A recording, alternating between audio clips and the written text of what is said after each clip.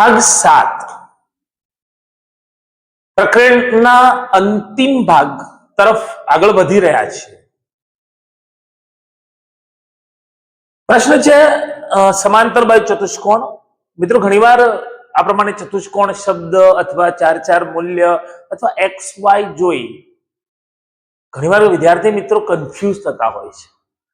સચોટ સમજી લો કે કદાચ હું એવું કહી શકું કે આ દાખલો આ પ્રકરણનો સૌથી સરળ દાખલો. ગણતરીમાં ભૂલ થવાના કોઈ ચાન્સ જ નથી અને આ જ દાખલો મને પૂછાવાનો છે એવું માનીને ચાલો. શું કહ્યું છે?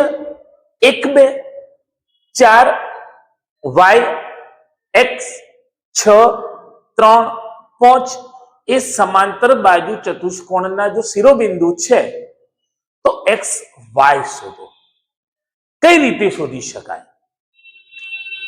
સહજ આપણે આકૃતિ સાથે સમજવાનો પ્રયત્ન કરીએ કે માનો કે આ સમાંતર બાજુ ચતુષ્કોણના જો એ શિરોબિંદુઓ હોય તો શું સરખાવી શકીએ? માનો કે બિંદુ છે એ બી સી ડી. માનો કે આ એનો એસી વિકર્ણ અને આ બીડી વિકર્ણ આપણે દોરેલો છે. અહીં મળતું બિંદુ માનો કે ઓ નામનું કોઈ બિંદુ છે. ઓ નામનું કોઈ બિંદુ છે. x1 y1 x2 y2 x3 y3 અને x4 y4 પ્રમાણેના બિંદુ છે. શું રિલેશન છે? તો એકદમ સરળ શબ્દોમાં કહીએ AO અને OC બે ટુકડા સમાન, OB અને OD બે ટુકડા સમાન, પરંતુ આ જે O બિંદુ છે એ બંને વિકર્ણોનું મધ્ય બિંદુ છે. અને જો બંને વિકર્ણોનું એ મધ્ય બિંદુ હોય તો એ મધ્ય બિંદુના યામ સમાન હોય. AC નું મધ્ય બિંદુ અને BD નું મધ્ય બિંદુ જે છે એના યામ સરખા માની અને આપણે લખીશું. અને મધ્ય બિંદુના યામ એટલે શું? તો x1 + x3 ભાગ્યા 2 y1 + y3 ભાગ્યા 2 એ જ પ્રમાણે x2 + x4 ભાગ્યા 2 નું આપણે સૂત્ર બનાવીને લખીશું. જોઈએ તો શું લખી શકાય કે માનો કે ચતુષ્કોણ ABCD છે, એના વિકર્ણ AC અને BD. ચતુષ્કોણ ABCD માં તેના વિકર્ણો રેખાખંડ AC તથા રેખાખંડ BD ના મધ્ય બિંદુના યામ સમાન થાય. માટે આપણે શું લખીશું? રેખાખંડ AC ના મધ્ય બિંદુના યામ બરાબર રેખાખંડ BD ના મધ્ય બિંદુના યામ. કઈ રીતે લખીશું? માટે AC માટે મેં કહ્યું પ્રમાણે x1 x3 માનીને ચાલીશું. x1 + x3 ભાગ્યા 2 y1 + y3 ભાગ્યા 2 અને એ પ્રમાણે BD માટે લખીએ તો x2 + x4 ભાગ્યા 2 અને y2 + y4 ભાગ્યા 2. પ્રથમ મૂલ્યને પ્રથમ સાથે સરખાવીશું, બીજા મૂલ્યને બીજા સાથે સરખાવીશું, એટલે કે x1 + x3 બરાબર x2 + x4.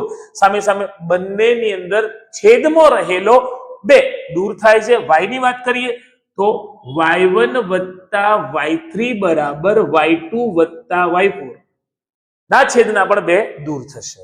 હવે આપણે મૂલ્ય મૂકીએ.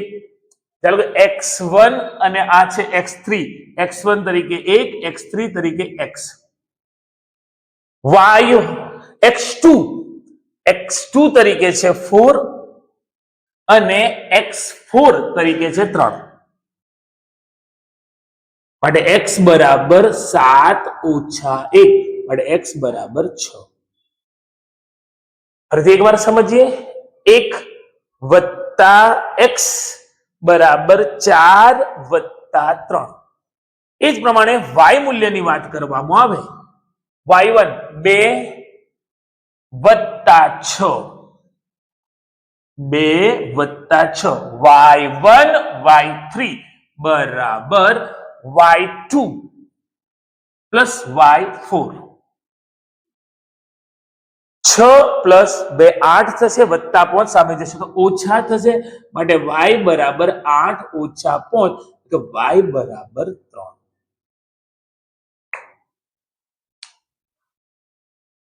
રેખાખંડ AC ના મધ્યબિંદુના યામ બરાબર રેખાખંડ BD ના મધ્યબિંદુના યામ. ઝડપથી એકવાર 1 વત્તા x, એ જ પ્રમાણે 4 વત્તા 3.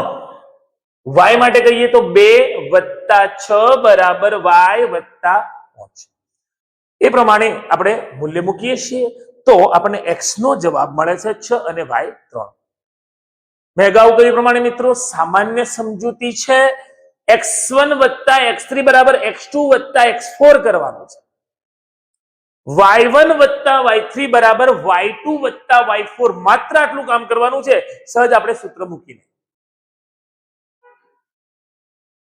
આ પ્રમાણે મધ્યબિંદુને દાખલા જો લાગુ પડતા હોય, ન માત્ર સમાંતર બાજુ ચતુષ્કોણ, જો એ ચોરસ છે, જો એ સમબાજુ છે, જો એ લંબચોરસ છે, ગમે તે નામ આપ્યું હોય, આપણે એ વિકર્ણોના મધ્યબિંદુ ના યામને સરખાવી શકીએ અને છેલ્લે આ જ પ્રમાણે x1 વત્તા x3 બરાબર x2 વત્તા x4 અને સામે y1 વત્તા y3 બરાબર y2 વત્તા y4 મૂકી એ 4 મૂલ્યોમાંથી કોઈ 3 મૂલ્ય આપ્યા હશે, એક જ મૂલ્ય નહીં આપ્યું. અહીંયા પણ એ પ્રમાણે એ 4 મૂલ્ય પૈકી 3 મૂલ્ય આપ્યા હશે, કોઈ એક જ મૂલ્ય નહીં આપ્યું હોય અને આપણને x અને y નો જવાબ મળે છે. અહીંયા એક સૂત્ર ફરીથી આપણે નોંધ કરી લઈએ કે કોઈ પણ રેખાખંડના મધ્યબિંદુના યામ એટલે શું? તો રેખાખંડના મધ્યબિંદુના યામ બરાબર x1 વત્તા x2 ભાગ્યા 2 અને y1 વત્તા y2 ભાગ્યા 2. આ સૂત્ર જેનો ઉપયોગ આપણે નેક્સ્ટ દાખલામાં કરીશું. જેમ કે રેખાખંડ AB એ વર્તુળનો વ્યાસ છે. વર્તુળનું કેન્દ્ર આપણને આપી દીધું છે, મતલબ કે મધ્યબિંદુ. વર્તુળનું કેન્દ્ર શું હોય? તો વ્યાસનું મધ્યબિંદુ એ વર્તુળનું કેન્દ્ર છે.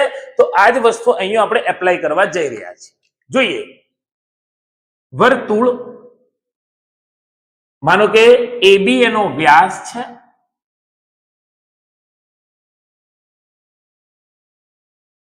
A અને B એનો વ્યાસ છે. એ બી વ્યાસ છે. કેન્દ્ર માનો કે O છે અને O નું આપણને યામ આપેલા છે 2-3. બી બિંદુના આપણને યામ આપેલા છે 1 અને 4. આપણે માત્ર એ બિંદુના યામ આ બેઝિક સૂત્રનો ઉપયોગ કરી એટલે કે મધ્યબિંદુના યામ શોધોનો ઉપયોગ કરી શું શું આપેલું છે જોઈ લઈએ. તો ધારો કે O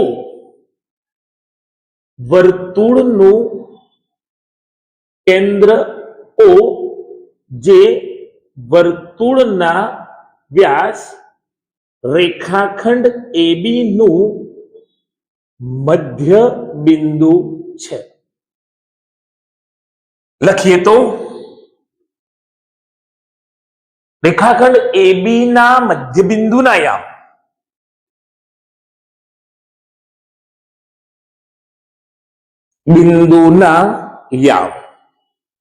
A અને B બિંદુ માટે આપેલા બિંદુને આપણે x1 y1 અને x2 y2 મતલબ કે એ બિંદુ ના યામ x1 y1, B બિંદુ ના યામ x2 y2 છે.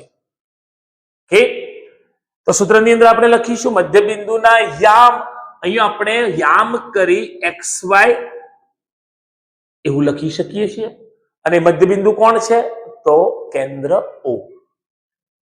x1 વત્તા x2 ભાગ્યા 2 y1 વત્તા y2 ભાગ્યા 2. મધ્ય બિંદુ જે વર્તુળનું કેન્દ્ર છે એ મૂલ્યને આપણે અહીંયા મૂકીશું. વર્તુળનું કેન્દ્ર 2 અને -3 x1 જે આપણે જાણતા નથી, પરંતુ x2 જાણીએ છીએ જે 1 છે ભાગ્યામાં 2. એ જ પ્રમાણે y1 આપણે જાણતા નથી, પરંતુ y2 નું મૂલ્ય આપણને ખબર છે જે 4 છે ભાગ્યા 2. પ્રથમ મૂલ્યને પ્રથમ સાથે સરખાવીએ તો 2 બરાબર x1 વત્તા 1 ભાગ્યા 2 -3 બરાબર y1 વત્તા 4 ભાગ્યા 2. 2 ગુણકમાં જશે તો 4 વત્તા 1 સામે જશે તો ઓછા, એટલે કે x1 બરાબર 4 ઓછા 1. અહીંયા જોઈએ તો 3 દુ -6 થશે, ઋણ વત્તા 4 બરાબરની સામે જશે તો ઓછા, માટે y1 બરાબર -6 અને -4. જો x1 નો જવાબ આપણને મળે છે 3 અને y1 નો જવાબ મળે છે -10. y1 એ -10 છે, x1 એ 3 છે. પ્રશ્ન આપણો શું છે કે વ્યાસના બે અંતબિંદુ પૈકી બિંદુ A ના યામ -3 ને -10 છે. જો વાત સમાંતર બાજુ ચતુષ્કોણ ને લાગુ પડતી હોય કે વર્તુળને લાગુ પડતી હોય, બંનેની અંદર આપણે એક જ સૂત્ર એપ્લાય કર્યું છે. મધ્ય બિંદુના યામ, અહીંયા રહેલ વિકર્ણ AC ના મધ્ય બિંદુના યામ ને BD ના મધ્ય બિંદુના યામ વડે સરખાવ્યા છે.